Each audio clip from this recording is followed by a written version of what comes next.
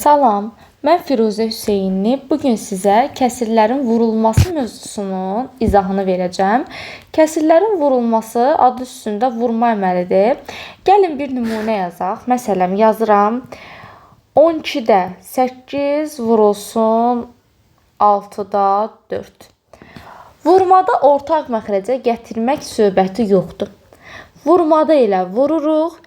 İxtisar lazımdırsa ixtisar edirik. Amma mənim məsləhətim olar ki, ixtisar oluna bilirsə, yəni ortaq bölənləri varsa, birinci bölün, ondan sonra vurun ki, kiçik ədədi vurmaq daha rahatdır. O səbəbdən çarpaz ixtisar etmək lazımdır. Baxın, 12-ni, yəni siz nə edəcəksiniz burada? 12-ni vuracaqsınız 6-ya, 8-i də vuracaqsınız 4-ə.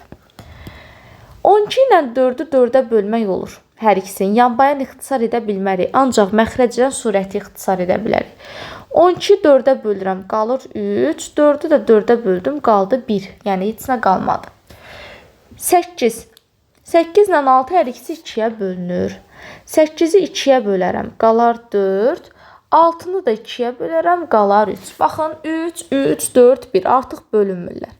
4-ü 1-ə vurduq, 4. 3-ü də vurduq 3-ə. Etdi 9. Yəni cavab oldu 9-da 4. Və yaxud da belə edə bilərdiniz ki, 12-ni 6-ya vurardı, 8-i 4-ə vurardı, sonra isə onu ixtisar edərdiniz. Amma böyük ədədlər ixtisar zamanı biraz çətinlik törədir. O səbəbdən əvvəlcə bölün, ondan sonra vurma əməlini yerinə yetirin.